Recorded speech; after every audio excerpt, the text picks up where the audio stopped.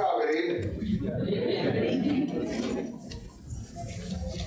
In July of 1963, 8 families and myself met to organize the Birmingham Temple.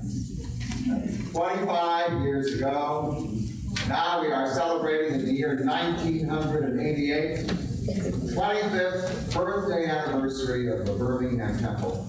A very special time, and this is the first of the grand events of a long series of events to celebrate this important establishment of the first congregation of humanistic Judaism. So, let's start out by singing a song. You'll find it on page 1. Join with the choir.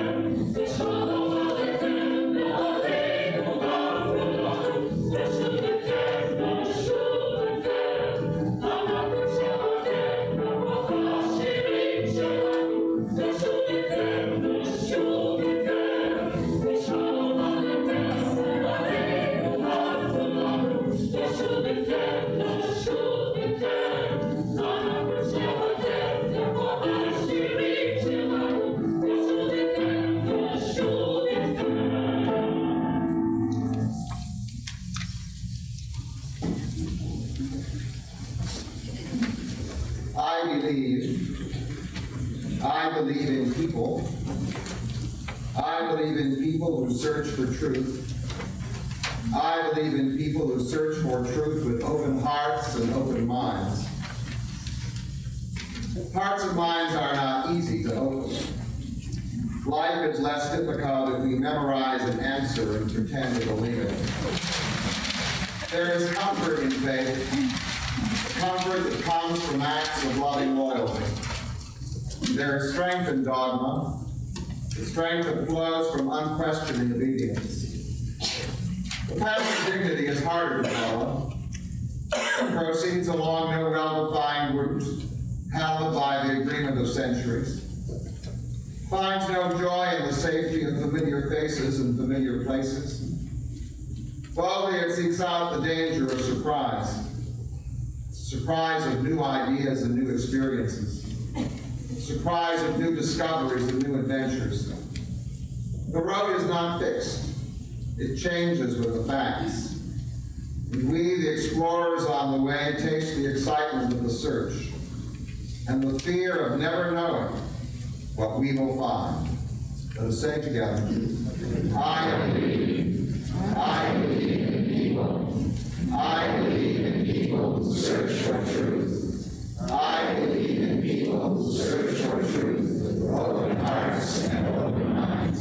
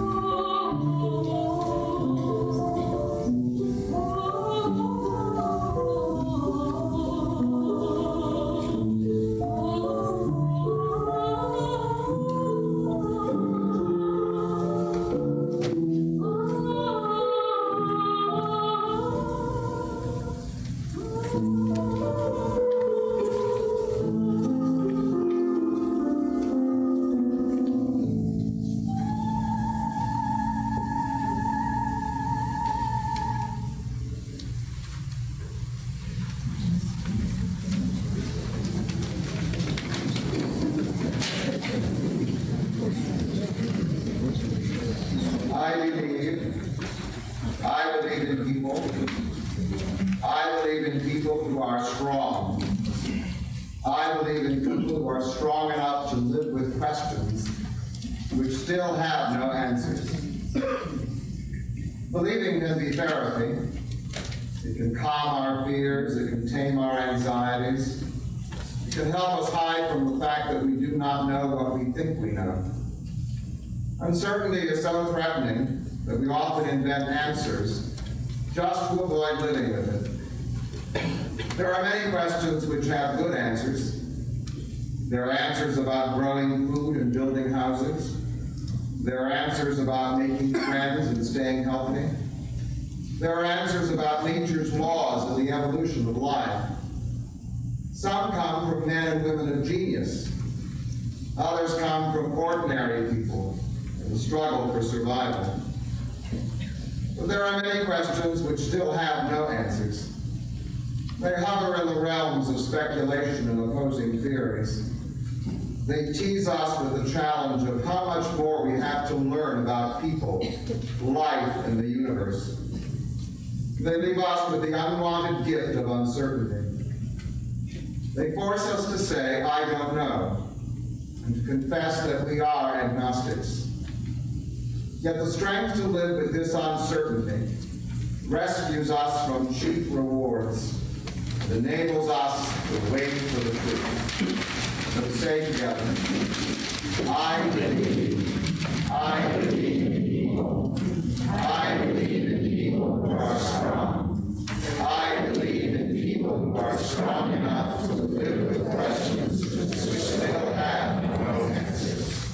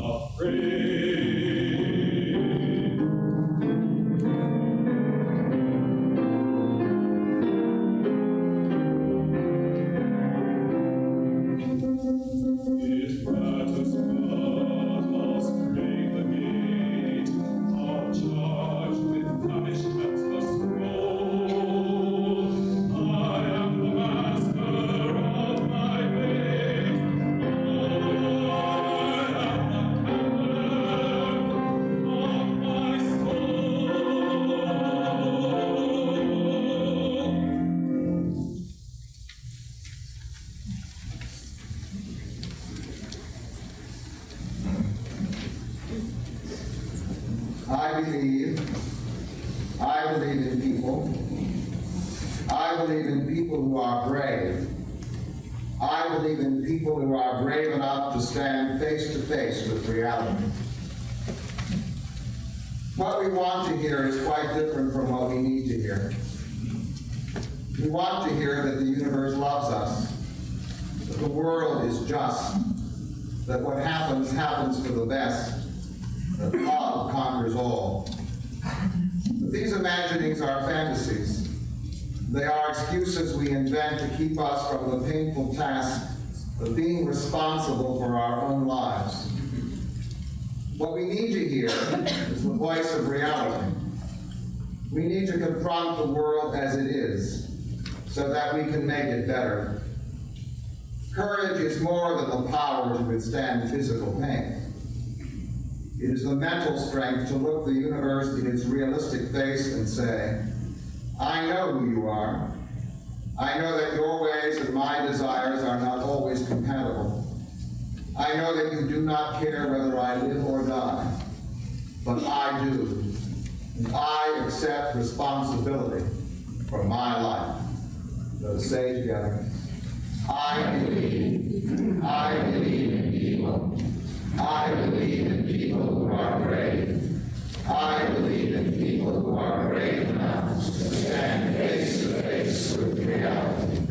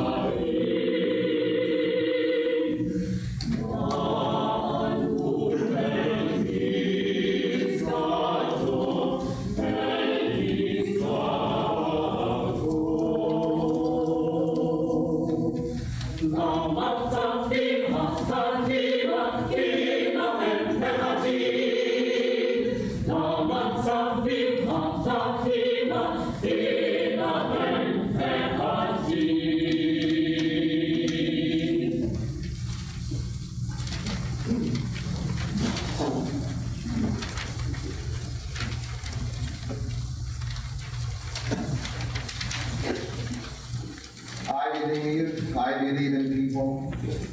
I believe in people who are wise. I believe in people who are wise enough to know their own power and to grow in it. It's very easy to feel weak and helpless. Our childhood is so long that it takes many years for us to discover our strength. Our challenges are sometimes so overwhelming that it is easier to run away than to confront the danger.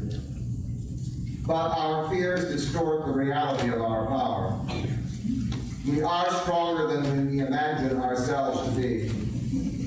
We are more skillful than we give ourselves credit for.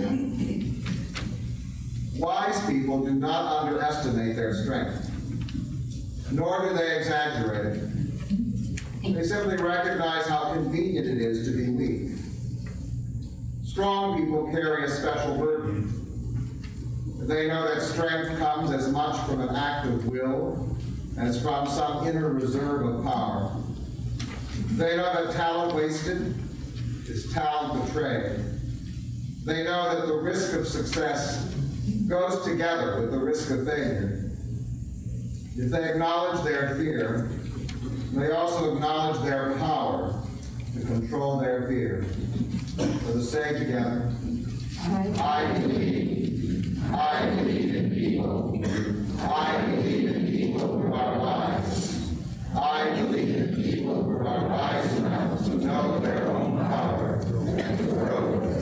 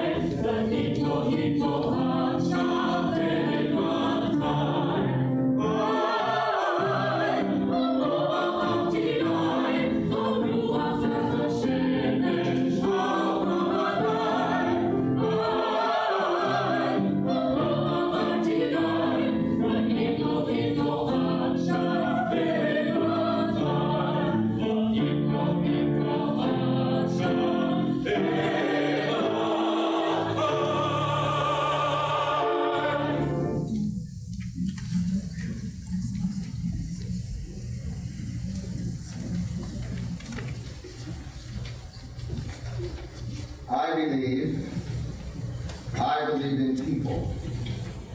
I believe in people who love. I believe in people who love others with the passion of their own self-esteem. Some people love with words. Their mouths breathe affection. Their tongues speak loyalty and caring. But they are not able to move from loving words to loving deeds. They feel deficient. They do not trust their own power. They believe that giving to others is giving up their own safety and security. Promises of love are all that their frightened spirit will allow. Some people love with deeds. They nurture through what they do, and not merely by what they say. If they give to others, they do not feel diminished. If they help others, they have no sense of martyrdom. They know that love is more than addition and subtraction. They know that selfishness and self-esteem are incompatible.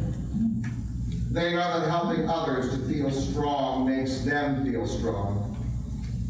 Love is not sacrifice. Love is the affirmation of our own power through the act of nurturing others. Let us say together, I believe in people. I believe in people who love. I believe in people who love others with the passion of their own self-esteem. Let's sing together.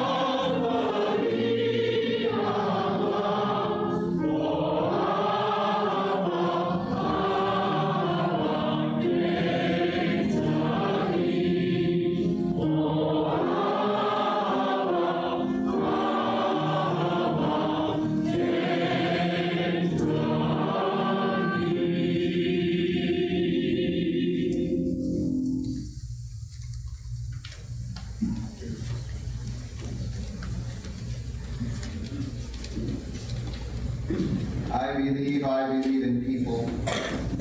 I believe in people who are honest. I believe in people who are honest enough to know that they need each other. Loving independence can be carried too far. It can lead us into thinking that we are self-sufficient. It can make us believe that we need no one else, that we can stand alone. It can make us imagine that human connections are merely choices, not necessities. For arch individualists, the group is a convenience. The community is an arrangement.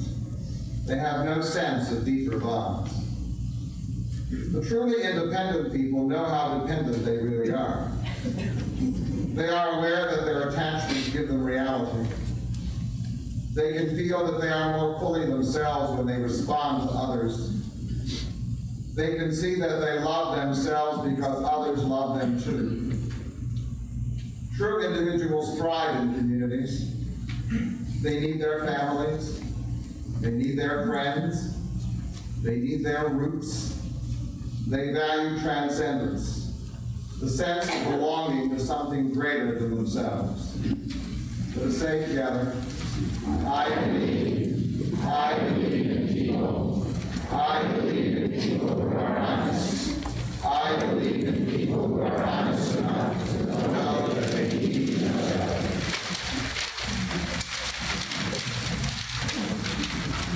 Thank you.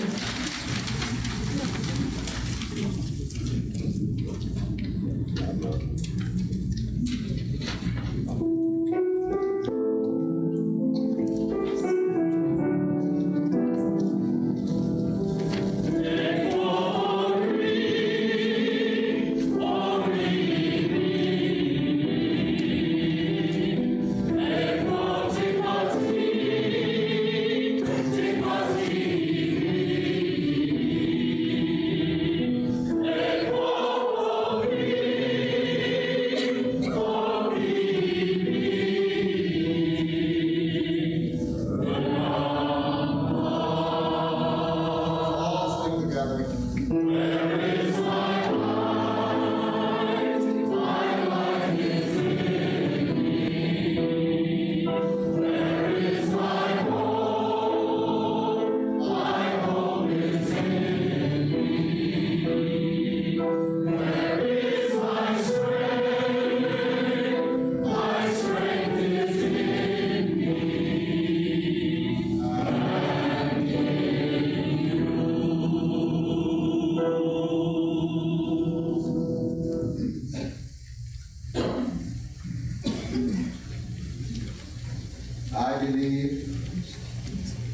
believe in hope.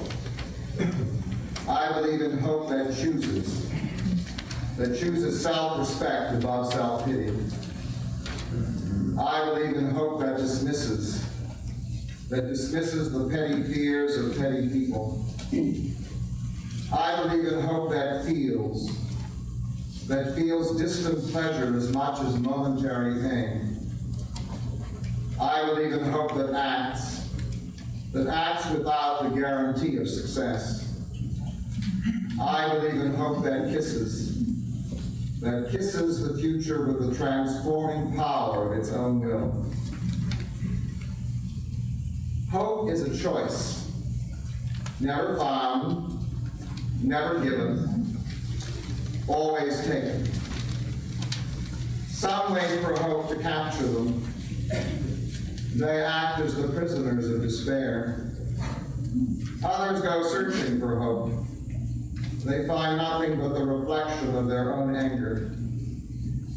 Hope is an act of will, affirming in the presence of evil that good things will happen, preferring in the face of failure self-esteem to pity. Optimists laugh, even in the dark. They know that hope is a lifestyle, not a guarantee. Let's say together, I believe in hope. I believe in hope that chooses self-respect above self-pity.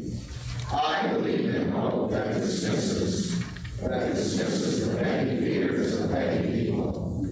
I believe in hope that feels distant pleasure as well as momentary pain. I believe in hope that acts without the guarantee of success. I believe in hope that kisses the future with the transforming power of its own will.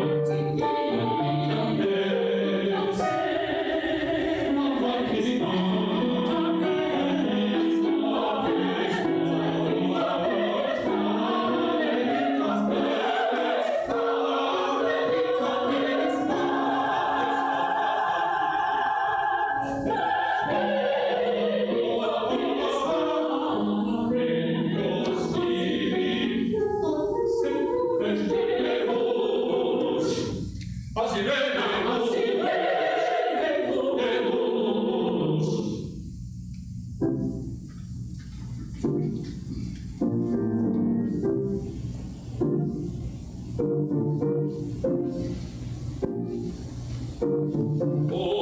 is a choice never found, never given, always taken.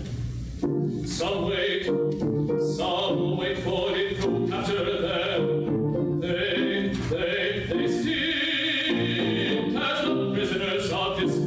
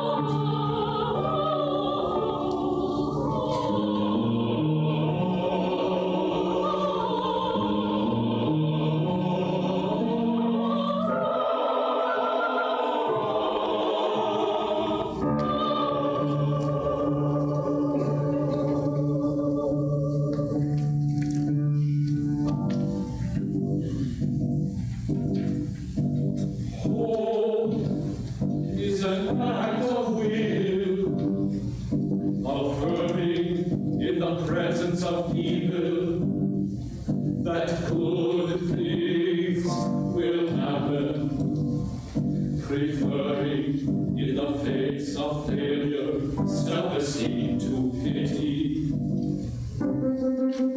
What if it is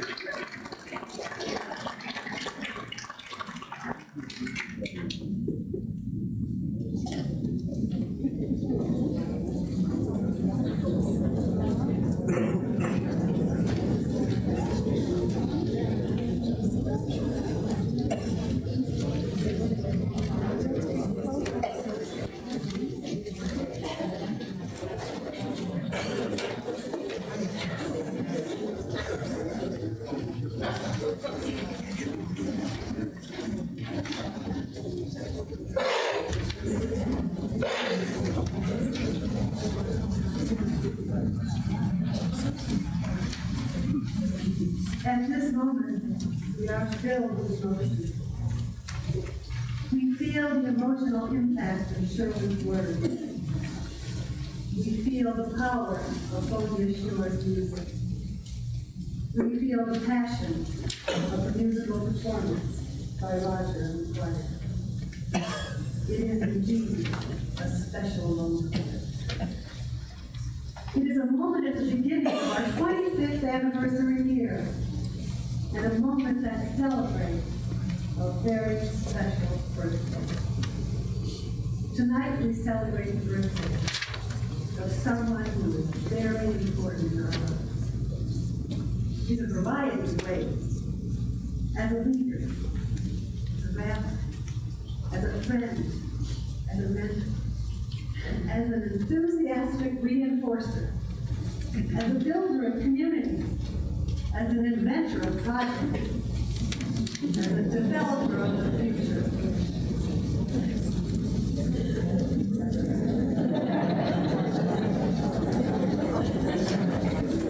We have all been touched in some way by his knowledge, by his concern, by his generosity, and by his unique, pragmatic style. And tonight, we wish happy birthday to Sherwin Wine.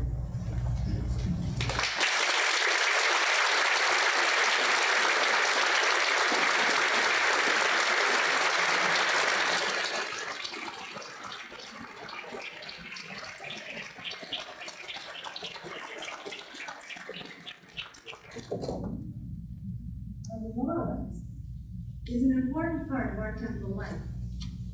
The candles light up our celebrations, our holidays, our memories, and our connections to our Jewish past and our historical roots. On a birthday, it is traditional to light candles and to give gifts. But let our temple menorahs tonight also symbolize the many gifts we have received over the 25 years as members of the Birmingham Temple and as friends of Sherwin.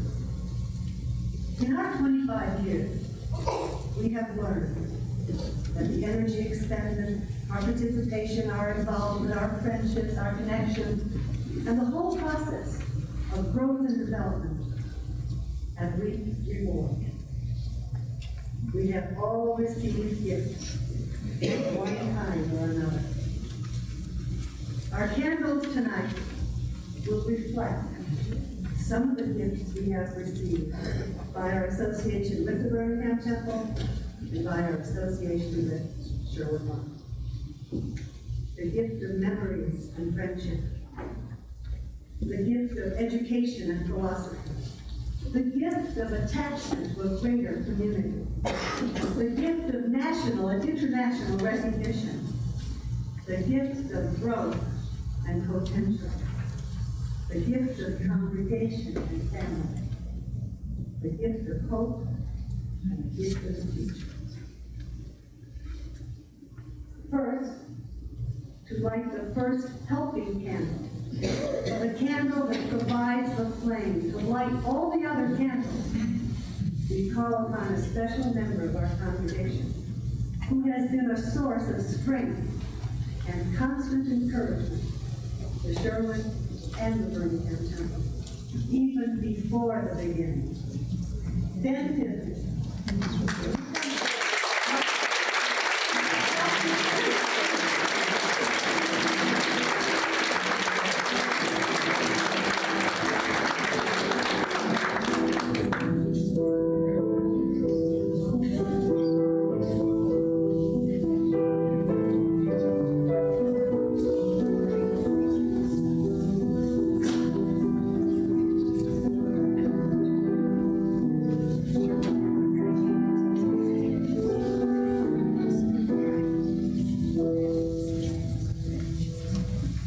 First, I was asked to say a few words.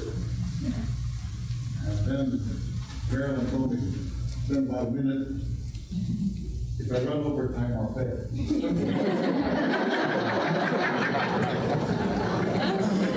But then she gave me a task instead of allowing me to give the expose, which I was about to give. She said I should talk about the gifts I have received from Sherwin.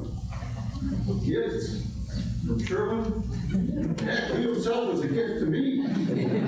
He came in a package deal when I married Lorraine and Tilly.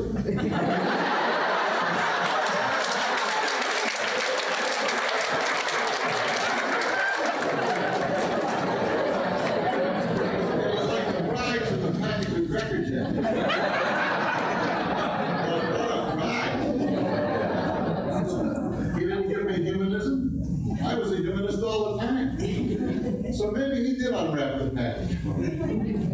But it was really mine to begin with. And I probably speak for a lot of people in this world. Who did the most for Sherwin's lectures if it wasn't me? Who holds the record for the attendance in the most classes? Who presented him with the most valuable open-mouthed, least common denominator piece of clay to mold if it wasn't me? I may even emerge as one of the world's most knowledgeable humanists simply because I didn't want him to be embarrassed not having an audience.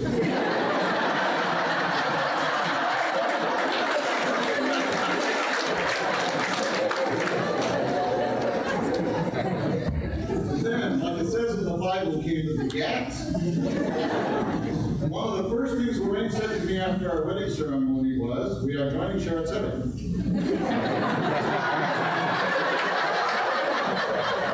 Lots of those bricks in that building have belonged to me. And then we followed Sherwin to the Temple Bethel. Me, an indigenous humanist, paying dues to two shuls. But Sherwin was just getting started. He began the Temple Bethel of Windsor. That one year I paid dues to 3 shuls.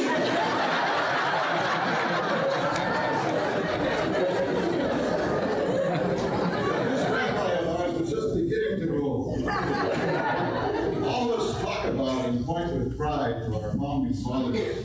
Me, I have a founding brother-in-law. He founds and I fund.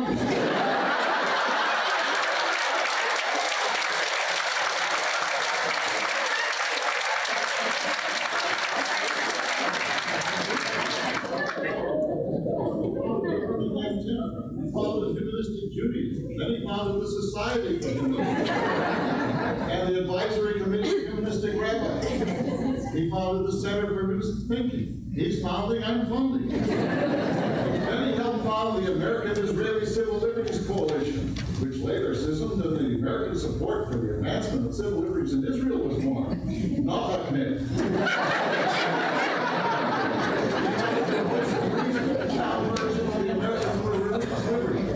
He led the American Humanist Society to found the Humanist Institute, from which 3 of our own leaders have just graduated. Gathering steam, he called upon the leaders of secular Jewry in the Detroit area and founded the Congress of Secular and Humanistic Jews, which spawned in turn the Leadership Conference of Secular Jews. He's founding, I'm funding. He and his sister are very much alike. They both worry that I might make more money than they can spend.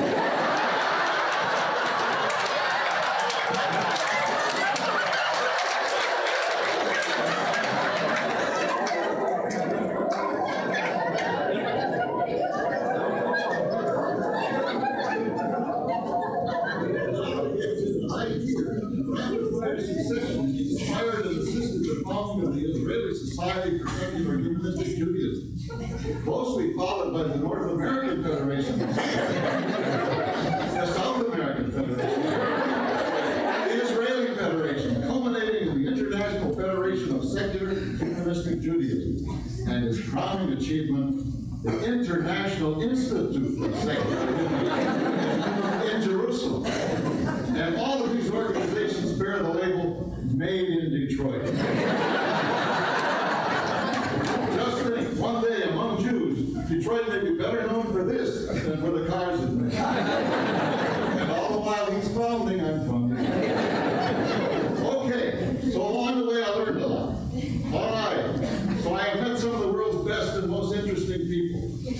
All right, so I'm kissing cousins with some of the most creative, gifted, hardest working elves to Sherwin Santa Claus. I won't attempt to name them, but many are right here in this hall. If these are gifts, okay, I acknowledge receipt. But as Tilly would say, Sherwin, stop already.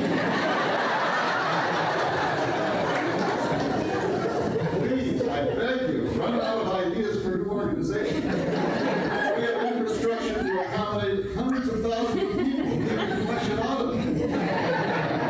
But just in case you can't stop, I need more help. Right here and now, I'm quitting funding, and I'm going to start founding.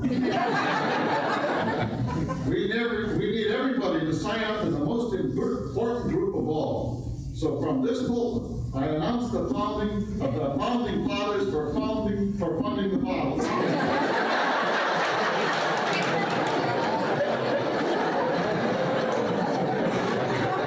Please join me for the flag.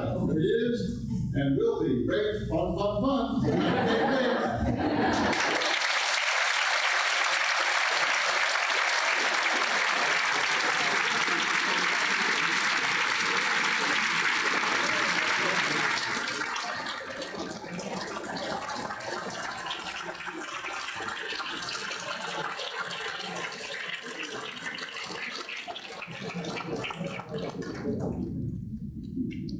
Now, who lights the candles of the gift of memories and friendship, two people whose energies and efforts helped to get the whole thing started back in 1963. Our first president and our first lady, Suzanne and Harry Dean.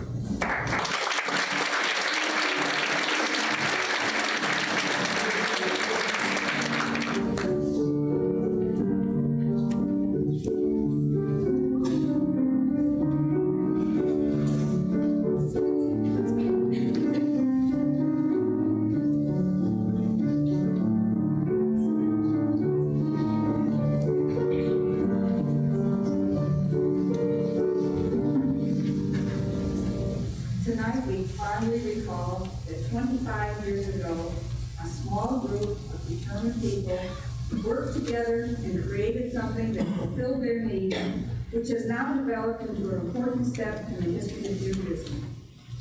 Tonight, we come together to honor both what we have accomplished and the special person who made it all possible, Sherwin Wine. Tonight, as we begin our 25th year, we also celebrate his 60th birthday with art and music and poetry. The candles we light signify the friendship, love, and esteem that we have for our friend. With his wisdom, he has challenged us. With his humor, he has regaled us. With his compassion, he has comforted us. He is truly a special person. Tonight, it is with humility and love that I give these paintings to honor my temple and my friend.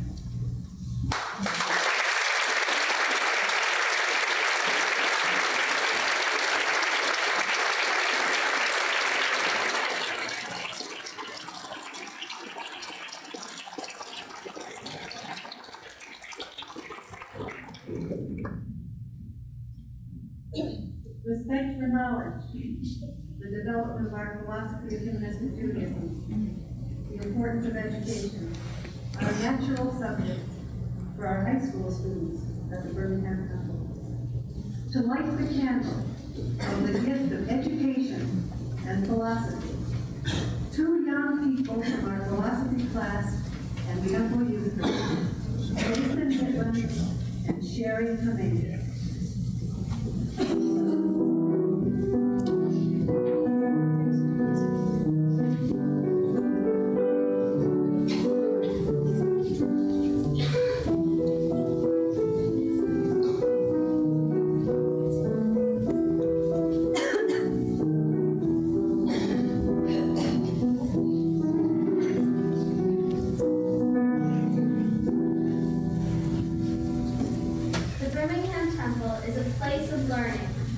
Relationships and self-understanding to grow.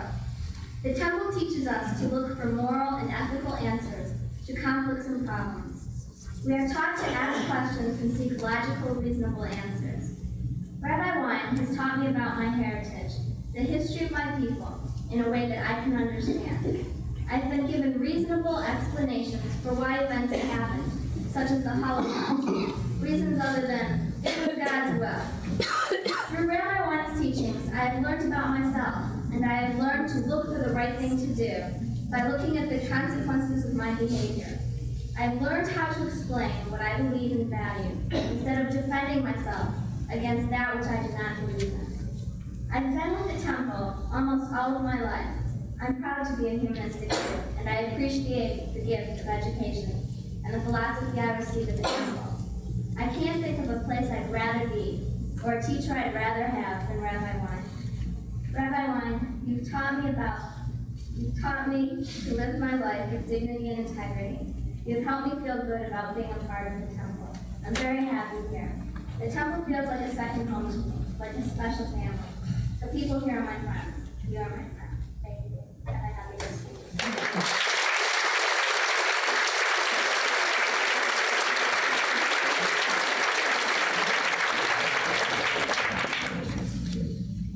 I was going to read a poem I wrote in dedication to Rabbi Sherwin in honor of his 60th birthday, and for the Birmingham Temple in honor of its 25th year.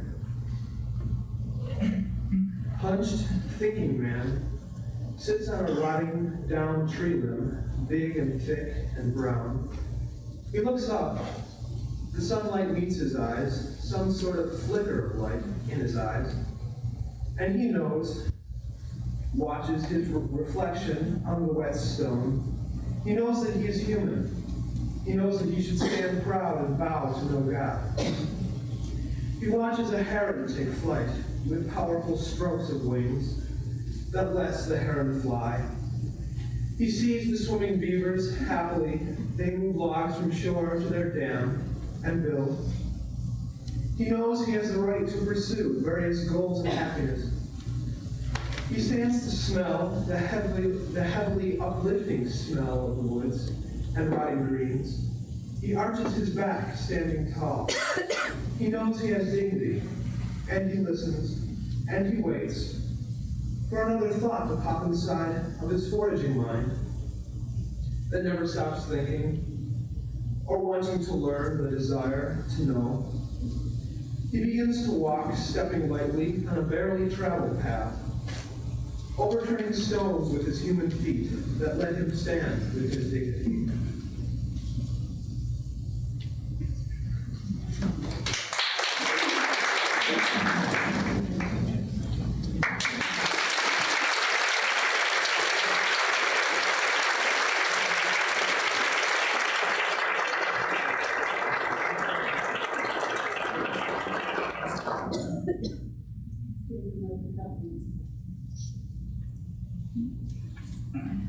A gift has come to the Birmingham Temple.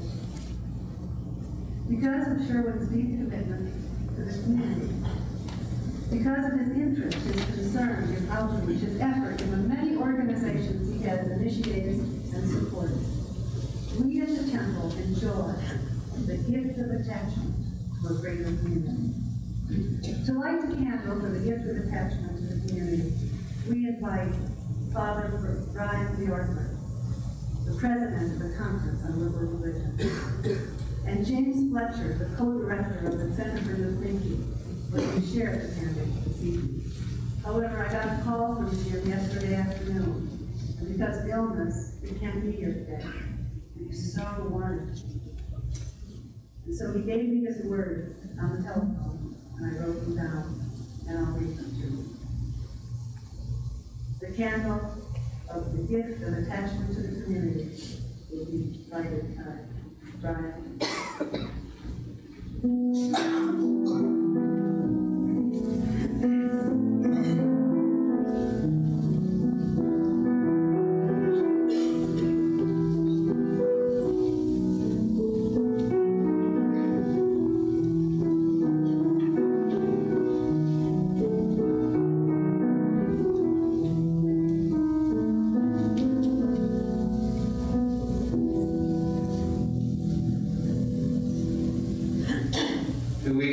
Preparing for my Sunday homily, I was going through the resources, which are many that I plow through each week to come up with some creative and original thoughts. And one of the resources contained a beautiful Hasidic story about the young man who went to his rabbi with a great deal of pride and announced that he had been through the Torah 20 times. And the rabbi smiled and said, young man, it's not the question how many times you have been through the Torah, but how many times has the Torah been through you?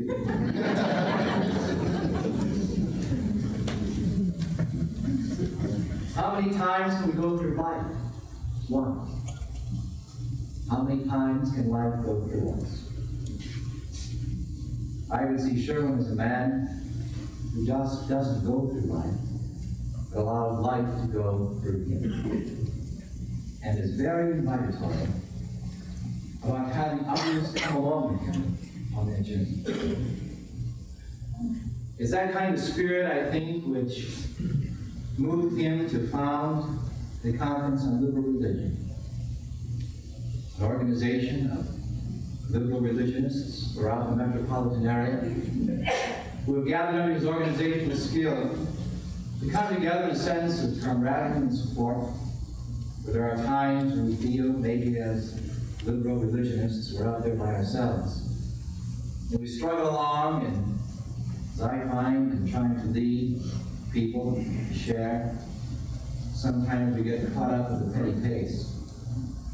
And it's extremely exciting to come to a group of professionals, people concerned, people who went to search and question and ask, to come together and to have sort of a jolt of heart and mind and spirit, to be able to go back and overcome the petty pace with a new sense of thought and revival, to have something more to offer. And of course, Sherwin has a tremendous ability at all of these gatherings to come with his penetrating questions and compare him to the finest of surgeons. When he opens his mouth, his words sort of cut right through all the nonsense, right to the heart of the matter, and sort of he cuts through the encapsulation of preconceived notions and ideas, and sort of allows you to think in a new way, to ask even a new question, to go away with a new thought. Maybe not with a great deal of eagerness at first, maybe even with some sense of resentment. After you get home, you think about what he asked. You keep thinking, and you keep thinking, and you keep thinking. And he always does it with a tremendous sense of compassion and never arrogance. For you are a brilliant man, fine mind, and fine heart, which is always inviting, and never, ever you would have. You will take people where they are at, and you will invite them to go further. So thank you for what you've done for me personally, and what you have done for our organization. And you reached out beyond this temple and offered to give to the broader community. You know as well as I that he is in need to many people. And sometimes his questioning sort of throws people off base. And are quite not accepted for faith. Thank God we have people.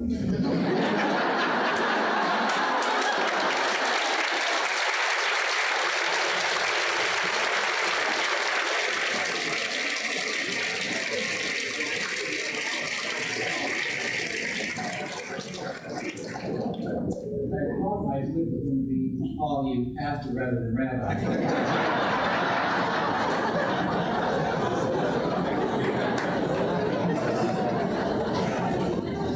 So in the name of the Conference on Liberal Religion which you have founded, I am pleased to extend to this congregation a greeting of congratulations on your 25th anniversary and a great vote of gratitude for sharing your rabbi with the broader community.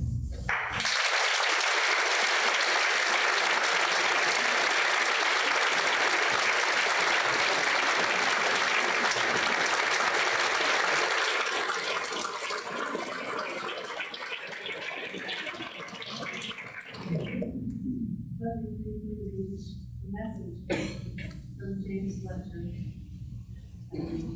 Center for New Thinking. All of us who have enjoyed the Center for New Thinking join in thanking Sherwin for the intellectual excitement he has so generously and so brilliantly given us, week after week, over the past 10 years. It's nice to live in a college town, especially nice if the college has a distinguished faculty. Our faculty is Sherwin Wine. And his lectures range from philosophy and history to the arts and to the sciences. In an age of stifling specialization, he opens windows into every part of human knowledge. Many years ago, another great teacher told me about something he had read in the works of the great Roman poet Horace. As I remember it, Horace said, 2,000 years ago, a teacher can win applause from every hand if he can delight and instruct at the same time. Horace must have known somebody like Sherwin Wine. Congratulations and happy birthday.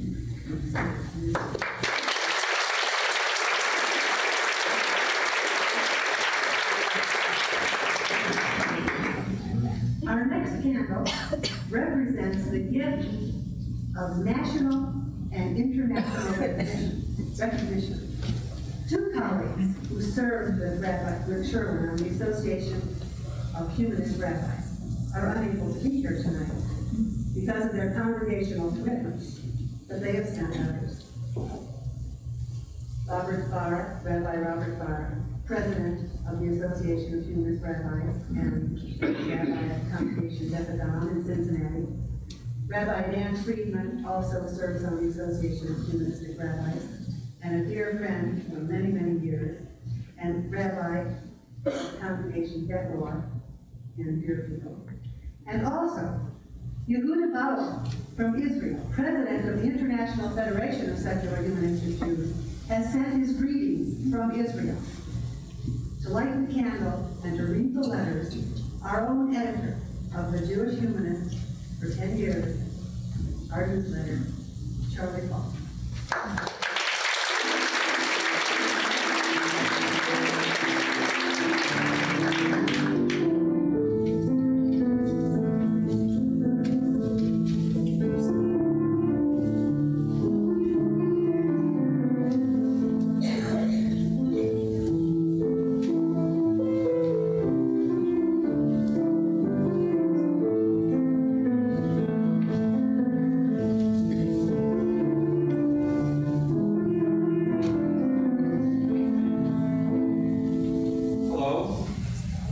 There's a tradition in the Birmingham Temple that whenever a controversial subject occurs, the office or somebody in the office always says, we received 40 phone calls today about whatever the subject happened to be. Well, today, the office received 40 and more phone calls, received 40 and more letters, 40 and more telegrams, all of a congratulatory nature. I'm privileged tonight to read you some of them. The first one is from Yehuda Bauer from the International Federation of Secular Humanistic Jews in Jerusalem. Dear friends and dear Sherwin, it is not unusual these days for people to reach the age of 60. I've done it myself, so I know. But when an unusual person reaches that age, it is a cause for a pause and a celebration. Sherwin has made a big difference to the lives of many people. He is also attacked for that same fact. The more there are of the one, the more there will be of the other. We, all of us in this federation, and whatever else we call ourselves, belong to Group A. We are secular Jews, humanistic Jews, and we want to carry on Judaism and Jewish tradition in our own way. We express our appreciation with warmth and feelings of friendship to Sherwin for being a founder, a leader, and a mensch. Happy birthday from all of us here in Israel.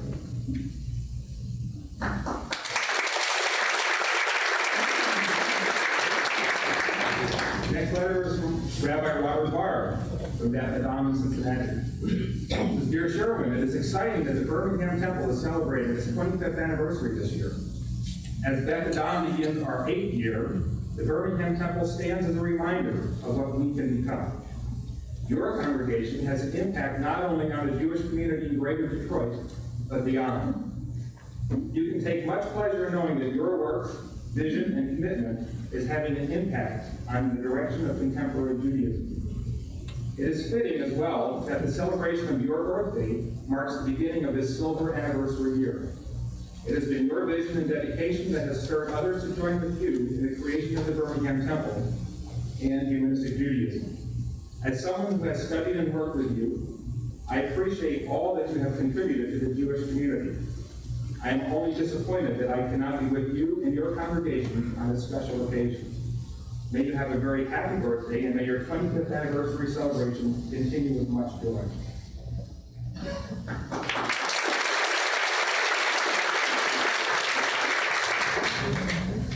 From Rabbi Dan Friedman in Deerfield, Illinois.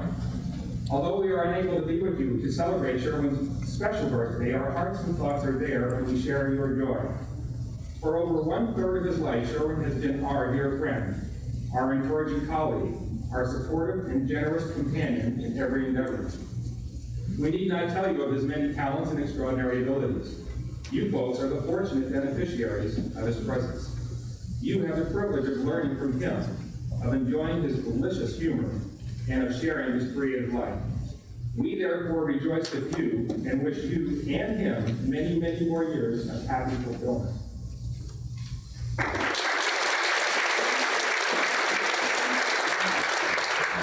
Before I begin with the last letter, I'd like to point out that among the many, literally dozens of letters that came in, there was a group from the North American Committee for Humanism, including Roger Greeley, who's here with us this evening to help us celebrate the Assistant Dean of the Institute.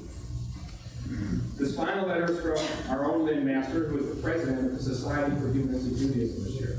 It says, Dear Sherwin, the Society for Humanistic Judaism affectionately acknowledges your 60th birthday and joins your many friends and admirers in the celebration of this splendid event.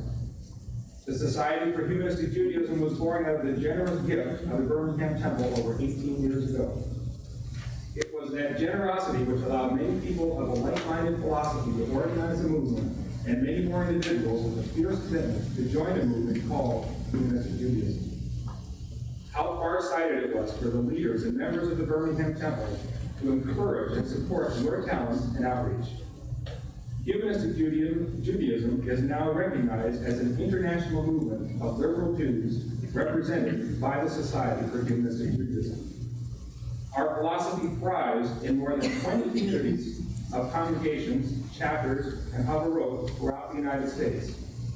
Our published materials are distributed to adults and children throughout the world. The Society for Humanistic Judaism has earned respect as a leader of the International Federation of Secular and Humanistic Jews as a result of your efforts. On behalf of the Board of Directors and 2,000 members of the Society for Humanistic Judaism, we salute you as the original founder, principal architect, futurist leader, and dynamic spokesperson of the Society for Humanistic Judaism. Happy birthday.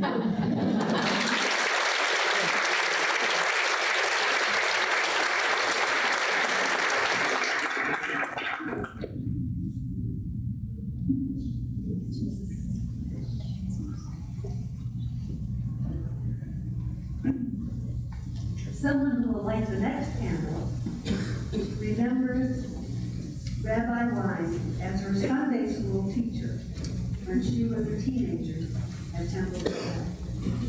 And she is now the executive director of the Society for Humanistic Judaism. Miriam Cherry will light the candle of the gift of growth.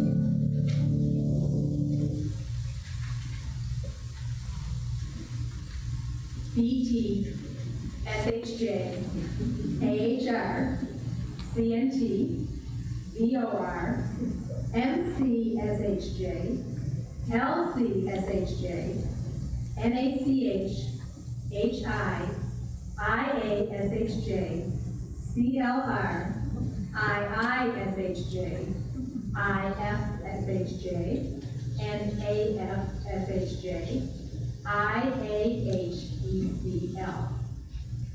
I light the candle in honor of the gift of growth, a gift of mixed blessings, a gift that allows us to realize our full potential, a gift that enables us to pass on our beliefs to our children and our grandchildren with integrity and pride. A gift that gives us the opportunity to experience humanistic Judaism outside the Detroit area. A gift that gives us the potential to experience humanistic Judaism almost anywhere in the world. You promised no more organizations. That was 5 sets of initials ago. But if you stopped, what would we do? Your gift to us is the gift of growth. Our gift to you is the continuation and the reality of your dream.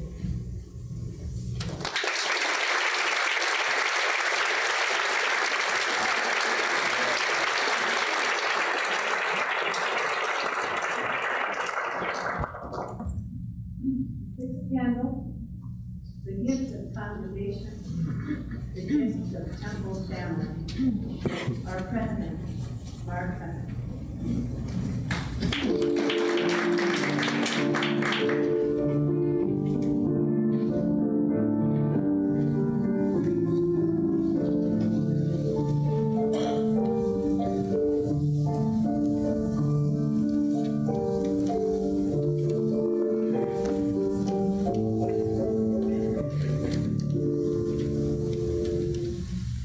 I am privileged to speak for your congregation, for those who are, or were, or will be members of the congregation you found. I am privileged to speak for those who have benefited from your vision, who have been able to come to this place because you could see that a Jewish identity could be coupled with a humanistic philosophy and celebrated in the community as a family. I am privileged to speak for those who have supported at times of crisis with your friendship and concern. Who among us has not turned to you in such times? And you have never failed to have time, never failed to care, and never failed to help get us through. I am privileged to speak for your students, both children and adults. Many of you have taught history, philosophy, biology, political science, religion, ethics, and myriad other topics. I am privileged to speak for those you have challenged with your analysis of literature or current events in politics. You've never been shocked, and there's seldom any doubt about where you stand. Others equivocate, you articulate. Not everyone here has agreed with you every time, but no one walks away unaffected. I'm privileged to speak for those you have made welcome in this congregation when the doors of other Jewish institutions were closed. I am privileged to speak for Birmingham Temple members who can call themselves humanistic Jews because they had a place to celebrate a unique Jewish identity that they could feel but could not describe. You put those feelings into words and gave the words meaning. I am privileged to speak for those who will be able to celebrate a humanistic Jewish identity tomorrow and next year and in the next century because you gave us a place to educate our children and pass on our Jewish identity, and created the Society for Humanistic Judaism and the International Institute for Secular Humanistic Judaism to ensure that our children will have places to celebrate their Jewish identity. I speak for those who have helped. I speak for those who have encouraged. I speak for those who have taught. I speak for those who have comforted. I speak to say thank you. Thank you for your courage, for your sense of humor, for your depth of knowledge, for your compassion, for your strength, and the ability to have made humanistic Judaism work. We thank you in the name of 25 years of members of the Birmingham Temple, and in the name of generations to come. This candle was lit in your name.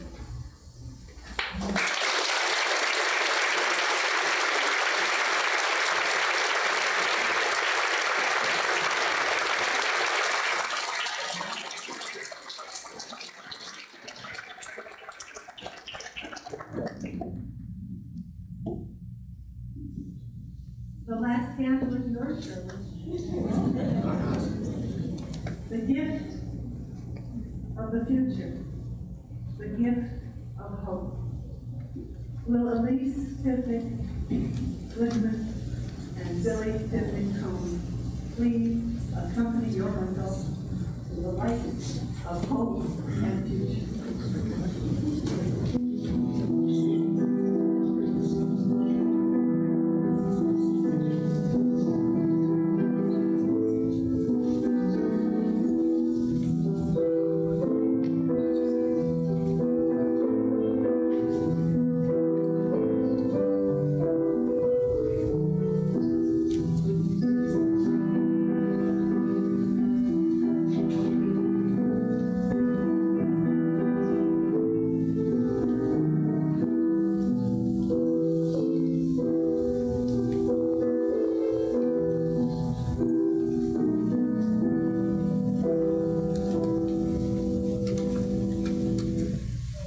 We get to talk about the side of my uncle. A lot of you probably have not had the chance to experience. We have a very warm and loving uncle who also happens to be a lot of fun. And we are very lucky to have him in our family. We always look forward to his visits when we were children. He always came with a surprise and came with such wonderful stories. My only regret is that we didn't know enough to have a tape recorder. They were the best stories. He used to practice all his children's sermons on us. Did I ever tell you the one about the lady with the long nose that got stuck in the borscht? They were really good. Not plural, but I don't remember what it was. We want to thank you for your wisdom, your support, and your friendship throughout our lives. And I now live in Austin. There are many things I miss about Detroit. One thing is my uncle. One person is my uncle, and I miss the Birmingham Temple. I now have a little girl, Katie Rose, who is 18 months old, and I wish that there was a Birmingham Temple there for her to experience. I'm in the process of organizing a group in Austin.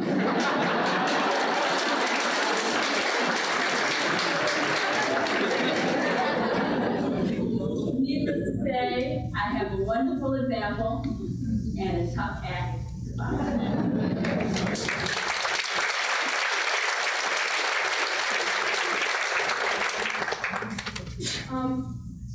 I guess my relationship with my uncle has always been a very special one because not only has he encouraged me to believe in myself and to believe in learning and education, which I'm still pursuing, to keep going.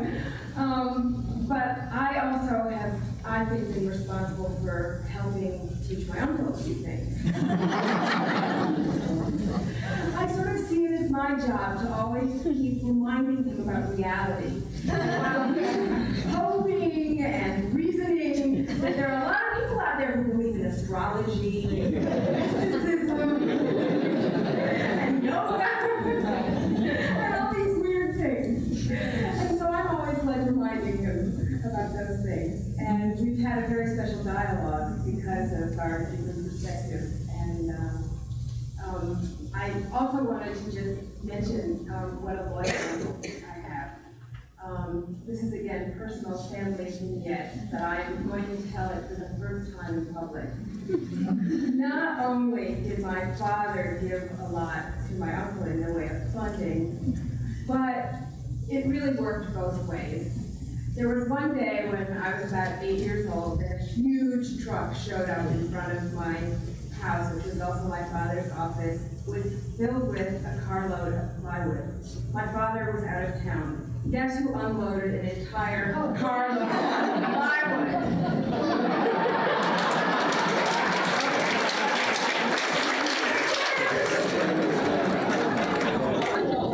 I'm sure we love you for your loyalty and support in times of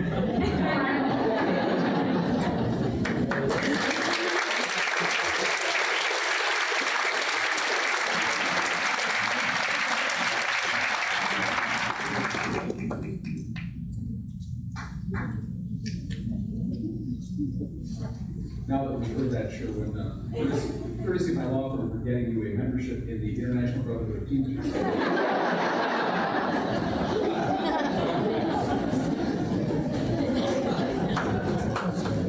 This is a part that you didn't know about.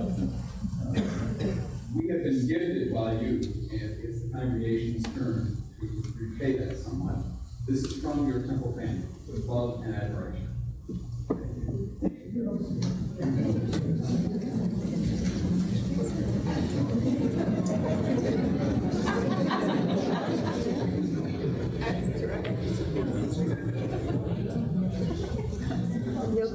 It seems that when I'm handling this packet, unloading the ply was the last physical aid.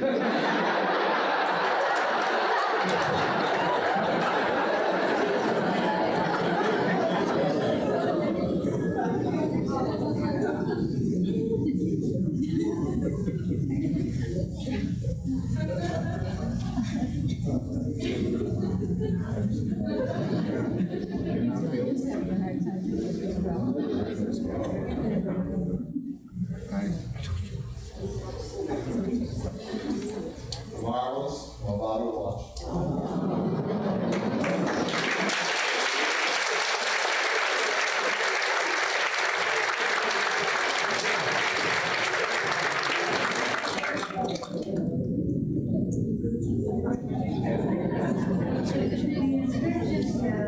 From your temple family.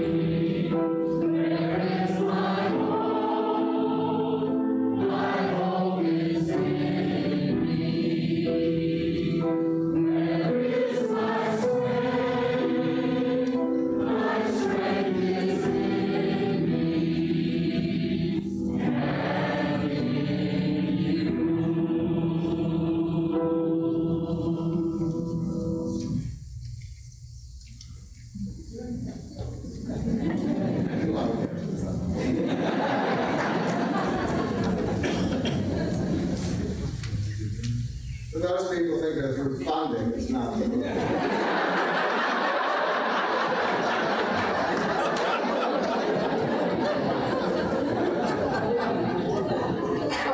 I don't intend to stop ordinary.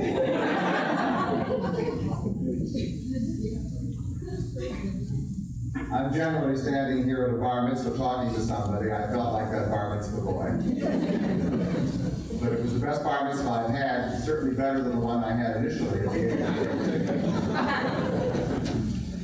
I'm very happy this evening. I'm happy not only because of all these marvelous gifts that I have received, but these panels, the gift of music, the gift from the congregation, the gift of words. I'm happy because this kind of celebration says something to me. And one of the things we want in life is to feel that our life is worthwhile. You want to feel that your life is worthwhile, that the work you do has some kind of meaning or significance. And this evening, that's the greatest gift you've given to me. The greatest gift you've given to me is the sense that I have that what we started 25 years ago works. That we have a temple family that is very important, not only to me, but also to you. I'm 60 years old, and I still imagine that I just graduated from Central High School. What can I tell you?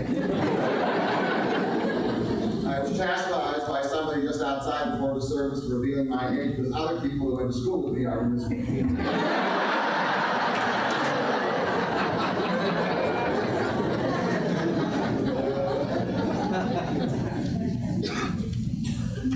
But I feel that I have a lot more to learn, a lot more to do. And I've learned a lot, I think, in my 60 years. I'd like to share with you just very briefly some of the things I've learned. Because the learning didn't come from simply reading Bertrand Russell, John Dewey, Albert Einstein, or whatever else. What I want to share with you right now are the things that I've learned from my own experience, and to a large degree my experience over the past 25 years. Quite frankly, almost half of my life has been spent with the Birmingham Temple. It's been the best part of my life. The thing I've learned over the past 60 years that honesty works. I know all kinds of people who struggle throughout their lives trying to mask what they really think or believe, because they're always afraid that somebody will get angry or somebody will be displeased. And one of the things that I've discovered in my life is very important, that honesty works. The best way to reach people is to say it very directly and very simply. And if you do that, then what happens is they hear you. More than that, you can be interesting. I often find that people are always trying to hide what they really think or feel can't be interesting because they're what? They're devoting all their energies to the hiding. One of the things in my life that happened 25 years ago, my liberation. I didn't have to devote all my energies to masking. I could devote all my energies to whatever creative work I wanted to do. I learned over my past 60 years that loving and loyalty are behaviors. When this temple began, there were lots of effusive people who went around saying, I love the temple, I love the ideas, I love everything about it. And then when the controversy came, they vanished. I call them effusive flakes.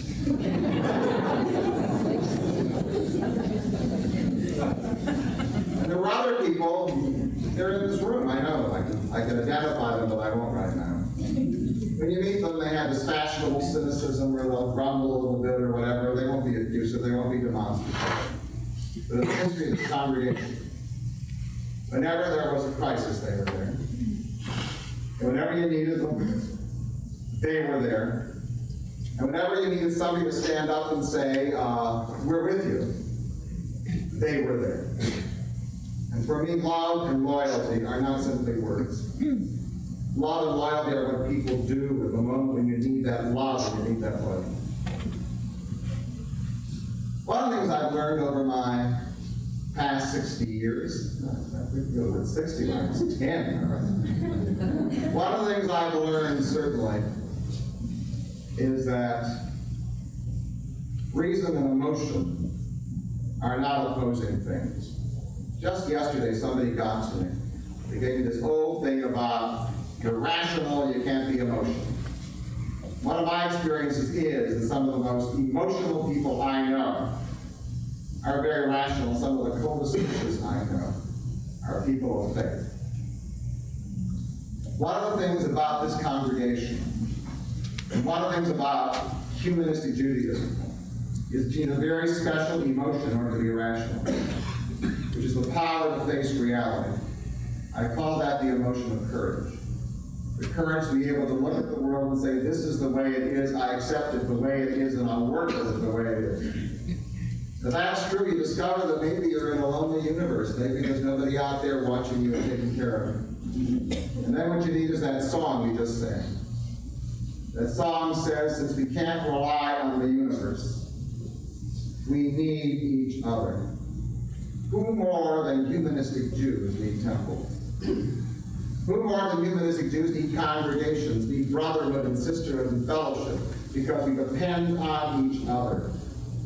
And therefore, out of that courage comes that sense of needing other people. That's what humanism is all about. One of the things that I've certainly learned over my past 60 years is that ideas count.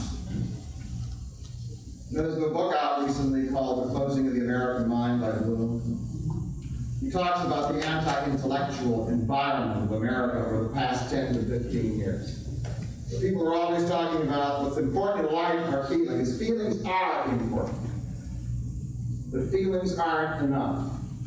Because you act through life or go through life simply responding spontaneously to everything without any kind of overarching philosophy that gives meaning to your life. What will provide guidance? One of the things I firmly believe in is that believing does make a difference. My beliefs give me a structure in which I am able to make my decisions. It's a way of seeing the world and myself in context, not simply in the moment. And therefore, I've always firmly believed that ideas count, that intellectuality counts, and that intellectuality and feeling are not enemies, but that they go together. Last, one of the things I've learned over my past 60 years is that hope is a choice. I put that into a quote. What I mean by that is I don't like Pollyannas. I don't like people who go around making all kinds of promises, messiahs are coming and everything will be all right and all that. I don't believe in that. But I equally abhor what I call professional cynics, people who are always going around saying, it won't work. Because if you are despairing, then you have an excuse for not doing it. I think despair is without reason. And then in the moment when things are to be done, you simply say, things can be done, the world can be made better, things can be improved. Look at this temple. This temple exists not because we made a rational assessment of all the possibilities. There were moments when maybe it was a little iffy. This temple exists because people of determination and will, all of us together, decided that it would live and that it would exist. And that's what hope is. Hope is a lifestyle. Hope is a decision. Hope is dignity. My 60th birthday anniversary, I came in with Calvin Coolidge, if you can believe this.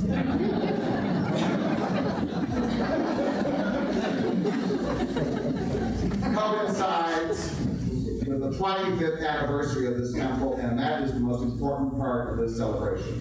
Because my life and the Birmingham Temple go together. I mean, my heart and my soul have been involved in the development of this congregation, in the friendships that have come out of it. And therefore, this celebration is a celebration also of our survival. There were people 25 years ago who said we would not last. But we have lasted, and we have grown, and we are here today. This celebration is a celebration of our struggle. It was not easy all the time. But there we were, and we faced the adversity, and we transcended it. The celebration is a celebration of our significance. There are not three flavors of Judaism in this community: Orthodox, Conservative, and Reform.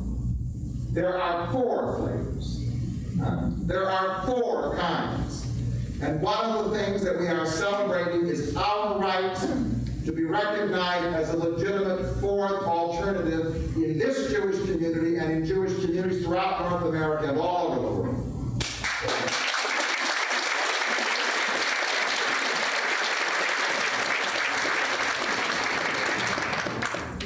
This celebration is a celebration of our message.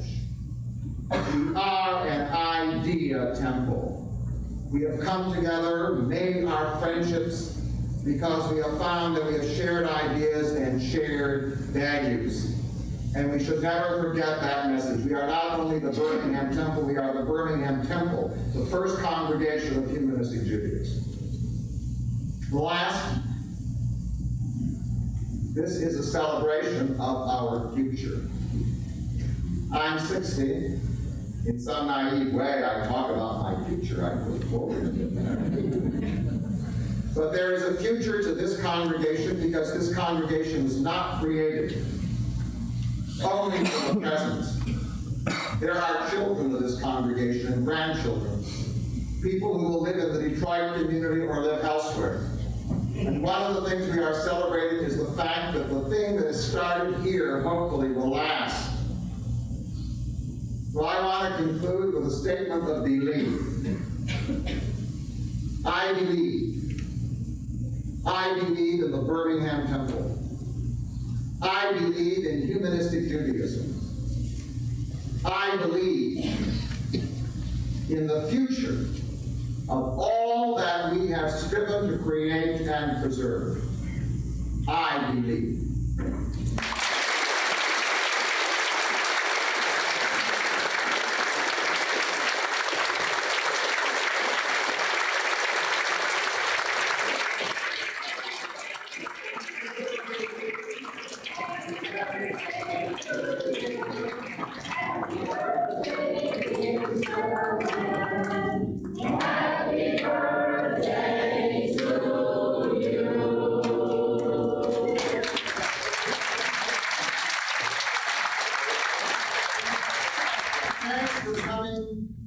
To the celebration. There's a party afterwards. We hope that all of you will remain, but before we do, let us take that song which summarizes the whole philosophy of humanistic Judaism, which we sing every single Friday night. Jackie just sang. Let's sing it in English all together, shall we?